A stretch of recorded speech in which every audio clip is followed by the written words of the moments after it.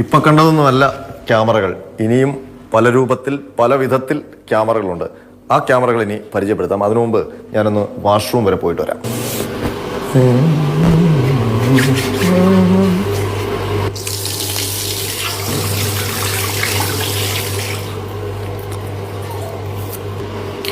അത്യാവശ്യമായിട്ടൊന്ന് വാഷ്റൂമിൽ വന്നതാണ്.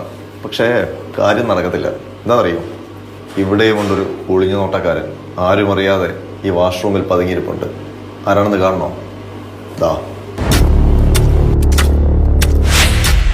ഇതാണ് ആ ശുചിമുറിയിലുണ്ടായിരുന്ന വില്ലൻ. ഒരു പ്ലഗ് സോക്കറ്റ്. ഈ പ്ലഗ് സോക്കറ്റിനുള്ളിൽ എർത്ത് ഹോളിനുള്ളിലാണ് ഒരു കുഞ്ഞൻ ക്യാമറ ഒളിച്ചിരിക്കുന്നത്. അതിവിദഗ്ധമായ നിർമ്മാണം, ആരും തിരിച്ചറിയില്ല. ഏതായാലും ഇതിന്റെ ടെക്നോളജി കൂടി നമുക്കൊന്ന് ചോദിച്ചറിയാം. സാധാരണ പ്ലഗ് പോയിന്റിൽ വരുന്ന പ്ലഗ് സോക്കറ്റിൽ വരുന്ന പിന്നുകളാണ്. ഈ പിന്നിൽ ഈ ഒരു പിന്ന് റിമൂവ് ചെയ്ത് കളഞ്ഞ ശേഷം ആ ഒരു പിന്നിന്റെ ഹോളിലോട്ട് അതേ വൈഫൈ ക്യാം ഫിക്സ് ചെയ്യുകയാണ് ചെയ്യുന്നത്. അതും ശരിക്കും അതിന്റെ സൈസ് എന്ന് പറയുന്നത് വളരെ വളരെ കുറവാണ്. പുതിയൊരു ഷർട്ട് വാങ്ങാനാണ്. സൈസാണോ നോക്കണം. ഏതായാലും ട്രയൽ റൂമിൽ കയറി ഇട്ട് നോക്കാം.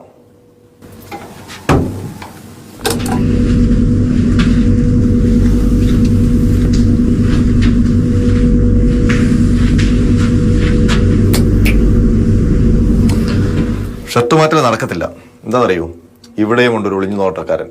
ദാ ബൾബിന്റെ രൂപത്തിൽ വില്ലനെ കയ്യോടെ പൊക്കി. ഈ ബൾബാണ്. ഈ ബൾബിന്റെ നടുഭാഗത്തിരിക്കുന്നതാണ് ക്യാമറ.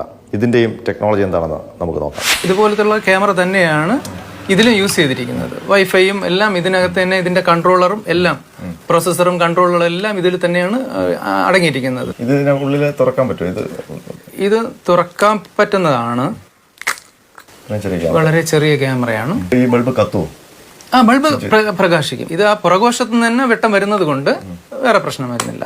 ഇത്തരം ഒളിക്യാമറകളിൽ പെട്ടുപോയ നിരവധി പേരുടെ പരാതികളാണ് സൈബർ പോലീസിലടക്കം ലഭിക്കുന്നത്. നിയമ നടപടികൾക്ക് പരിമിതിയുണ്ട്. ഏതായാലും ഇത്തരം ഒളിക്യാമറകൾ വെക്കുന്നതും ദൃശ്യങ്ങൾ പകർത്തുന്നതുമൊക്കെ കൊടും കുറ്റവാളികളാണെന്ന് ഓർക്കണം. ബിജുവിനും രതീഷിനുമൊപ്പം ആർ അനന്തകൃഷ്ണൻ, മാതൃഭൂമി ന്യൂസ്, തിരുവനന്തപുരം.